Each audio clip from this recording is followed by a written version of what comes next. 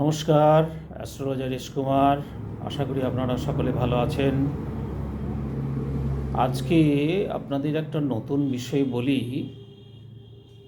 বিষয়টি হচ্ছে যে আমাদের জন্ম যে তিথি, সেই তিথি অনুসারে আমাদের যে দুটো তিথি, একটা কৃষ্ণপক্ষ একটা শুক্লপক্ষ, এই কৃষ্ণপক্ষের অমাবস্যাতে যার জন্ম, অর্থাৎ আজকের বিষয় হলো অমাবস্যাতে জন্ম হলে জাতকের জীবনে কি কি ঘটনা ঘটতে পারে বা কি হতে পারে।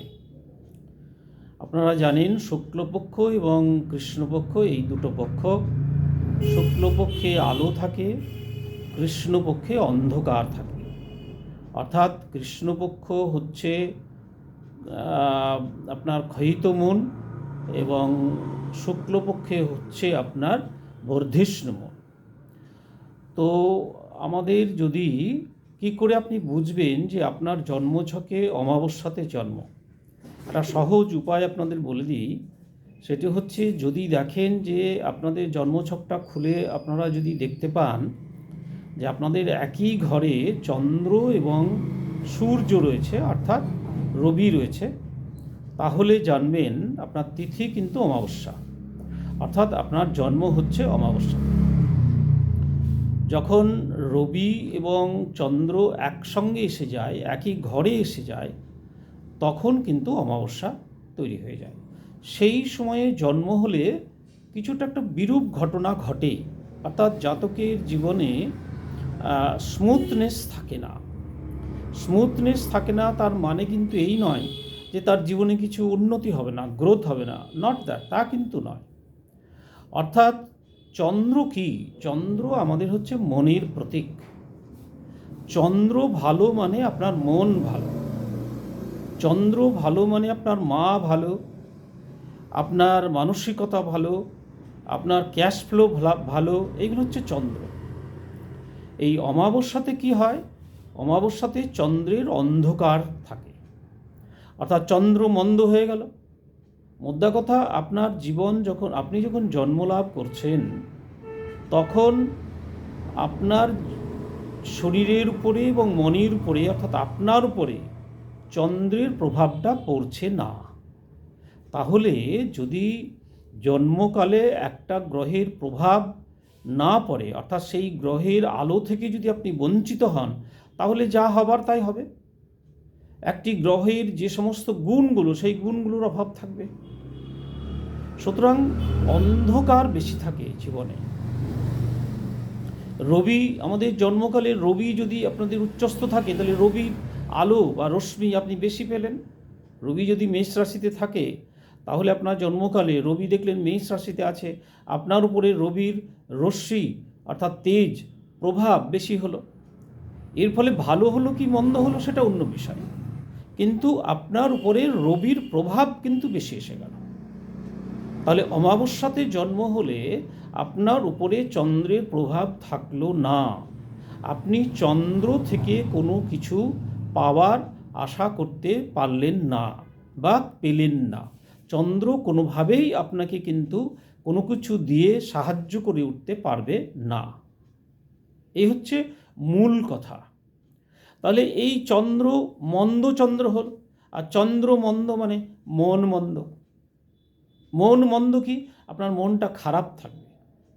আর চন্দ্রের উপরে নির্ভর করে আমাদের সাইকোলজির যত ডিজিজ হয় বা রোগ হয়, মনে রাখবেন সাইকোলজিক্যাল সমস্ত ইস্যু কিন্তু আসে আমাদের চন্দ্র থেকে। অতএব চন্দ্র যখন জাতকের মন্দ হয়ে যাচ্ছে, অর্থাৎ চন্দ্রের অন্ধকার যখন আপনার জীবনকে ছেয়ে রয়েছে, তখন সাইকোলজিক্যাল একটা ইস্যু জীবনে আসবেই আসবে। অর্থাৎ মানসিক দিক থেকে আপনি ভালো থাকবেন না। আমি আবারও বলছি, তাই বলে এই নয় আপনার অর্থ হবে না, আপনার প্রগতি হবে না, আপনার উন্নতি হবে না, আপনার শিক্ষা দীক্ষা হবে না, আমি কিন্তু তা বলছি না। আমি বলছি মনের দিক থেকে আপনি ভালো থাকবেন না।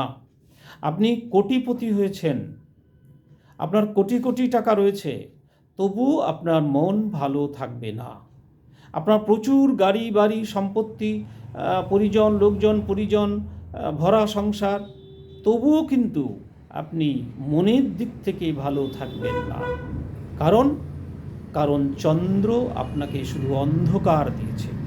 অর্থাৎ মন আপনার কি হয়েছে, দেখুন মন আমাদের আলোর দিকে যায়, মন আবার অন্ধকারের দিকে যায়।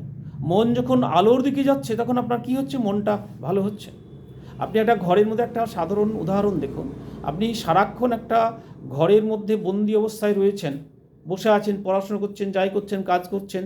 এবার আপনি সেই ঘর থেকে উঠে, আপনার জায়গা থেকে উঠে আপনি জানালাগুলো খুলে দিলেন, বাইরে তাকালেন, বাইরের আলো এবং বাইরের উজ্জ্বলতা আপনার শরীরে এবং মনে প্রবেশ করলো। আপনার মনটা ভালো লাগলো, ভালো হলো না খারাপ হলো? ন্যাচারালি ভালো হলো, ভালো লাগলো, আপনার ভালো লাগছে আপনার। তাহলে আলো আপনাকে কি দিচ্ছে? আনন্দ দিচ্ছে, ভালোত্ব দিচ্ছে। অন্ধকার আপনার মনের মধ্যে আছে, চন্দ্র আপনার কাছে শুধু অন্ধকার বয়ে নিয়ে এসেছে, অর্থাৎ চন্দ্রের আলো আপনার জীবনে প্রবেশ করেনি, যার জন্যে মন অন্ধকারে ডুবে আছে। আর মন যদি অন্ধকারে, আপনি হাজার জানালা খুলুন, দরজা খুলে দিলেন, কিন্তু কিছু হবে না। কারণটা কি? আপনি তো অন্ধকারেই জন্ম নিয়েছেন, অমাবস্যাতে জন্ম নিয়েছেন, যার জন্যে মনের অন্ধকার এ কিন্তু কাটার নয়। অতএব এই মনের অন্ধকার কিন্তু থেকেই যাবে। সুতরাং এই অমাবস্যাতে জন্মগ্রহণ করা জাতক বা জাতিকা মনের দিক থেকে খুব একটা ভালো থাকে না। নানান অশান্তি, অশান্তি মানে মানসিক অশান্তি, তার নিজের অশান্তি, কিন্তু এটা কিন্তু সাংসারিক অশান্তি নয়, তার মানসিক অশান্তি যে কোনোভাবেই তৈরি করে নেবে। ওই যে মানসিক অশান্তি, শান্তির মধ্যে সে অশান্তি তৈরি করে নেবে, এই মানসিক অশান্তিটা। অতএব তার মানসিক অশান্তির জীবনে শান্তি খুঁজে পাবে না, কারণ সে তো অন্ধকারে বসে রয়েছে না, মনটা তো অন্ধকারে রয়েছে, তো হাতড়ে বেড়াবে, খুঁজে বেড়াবে, শান্তি খুঁজে বেড়াবে, সে কিন্তু শান্তি পাবে না। অর্থাৎ শান্তি যখন খুঁজে বেড়াচ্ছে, কারণ সে তো অন্ধকারে বসে রয়েছে। তো যাই হোক, মন অন্ধকারে ডুবে থাকে, চন্দ্রের যে উজ্জ্বলতা, সেই উজ্জ্বলতার অভাব থাকবে, উজ্জ্বল হবে না, মনটা কখনোই উজ্জ্বল রঙে রঞ্জিত হবে না। আর উজ্জ্বল রঙে রঞ্জিত না হলে আপনি আনন্দ করতে পারবেন না। মন যদি রঞ্জিত না হয় তাহলে আনন্দ হবে না। অতএব অন্ধকারে জন্ম নেওয়া, এই অমাবস্যা রাত্রে জন্ম নেওয়া মানুষগুলোর মনে রঞ্জন থাকে না, অর্থাৎ আলো থাকে না, আনন্দ থাকে না। সব থাকবে কিন্তু মনে আনন্দ থাকবে না। কারণটা কি? এনার্জির অভাব থেকে যায়। চন্দ্রের যে এনার্জি, সেই এনার্জিটার অভাব তার মনের মধ্যে থেকে যায়। অতএব এই প্রবলেমগুলো আমাদের মনের মধ্যে থেকে যাচ্ছে, মনে শান্তি বিঘ্নিত হবে। এই কারণে কি হবে? মনের মধ্যে শান্তি বিঘ্নিত হবে, খুশি থাকবে না। যা কিছুই করা হোক না কেন তার জন্য, যা তাকে রাজ সম্পদ দিয়ে দেওয়া হোক না তার সামনে, তার জীবনে, কিন্তু ও খুশি হবে না, খুশিতে নারাজ। অর্থাৎ তার কোনো কিছুতেই কি বলবো, যে উৎফুল্লতা সেটা থাকবে না, মন খুশি থাকবে না, মন সবসময় দুঃখে বা নিরানন্দতায় কি থাকবে? ভরা থাকবে। হ্যাপিনেস যেটাকে বলা, অর্থাৎ আমরা যাকে হ্যাপিনেস বলি, সেই হ্যাপিনেসটা কিন্তু থাকছে না। তো যাই হোক, এই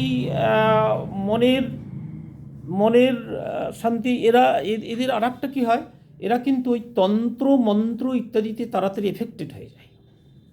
ধরুন ওই যে আমাদের বলে না যে ওকে তন্ত্রমন্ত্র করা হয়েছে, এই মানুষগুলোর উপরে একটু তন্ত্রমন্ত্র বেশি এফেক্টেড হয়ে যায়। সবার ক্ষেত্রে তন্ত্রমন্ত্র, হাজার তন্ত্রমন্ত্র করলেও রাশির জোর যদি থাকে এফেক্ট হয় না, একেবারেই না।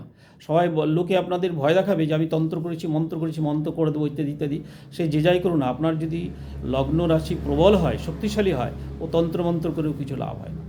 কিন্তু তিথি, এই অমাবস্যা রাত্রে অর্থাৎ অমাবস্যাতে জন্মগ্রহণ করা জাতক জাতিকাদের তন্ত্রে মন্ত্রের দিকে একটু সাবধান থাকা উচিত। ওদের কিন্তু এইগুলো একটু এফেক্টেড হয়ে যায় বলে, এতে একটু সাবধানে থাকবেন তাহলে। তো সুতরাং একটু আপনারা তো জেনে নিলেন বা জানলেন, বা আপনাদের বলে দেওয়া হলো, একটু ঘুরে বেড়াবেন, চন্দ্রকে জল দেবেন। আমাদের যে সূর্যকে আমরা যেমন জল দিই, তেমনি চন্দ্রের শুক্লপক্ষের চন্দ্রকে একটু জল দেওয়ার চেষ্টা করবেন। সোমবার দিতে পারেন বা প্রতিদিনেও দিতে পারেন। প্রতিদিন তো আপনি শুক্লপক্ষ পাবেন না। পূর্ণিমার যে চাঁদ এবং অমাবস্যার পূর্ণিমার যে চাঁদ এবং শুক্লপক্ষের যে চাঁদ, সেই চাঁদকে একটু জল দান করবেন, অনেকটা ভালো হবে। আর চাঁদের দিকে তাকিয়ে থাকবেন অনেক সময়, অর্থাৎ আপনার যে পূর্ণিমার চাঁদ বা ক্ষয়ে যাওয়া যে চাঁদই হোক না কেন, চাঁদ দেখবেন। চাঁদ দেখলে অনেক সময় এই চন্দ্রের যে অন্ধকার, সে অন্ধকারটা অনেকটা রিলিফ পাওয়া যায়। যাই হোক, সবাই ভালো থাকবেন। পারলে আমার চ্যানেলটিকে সাবস্ক্রাইব করবেন, আপনাদের কমেন্ট পাঠাবেন। ধন্যবাদ।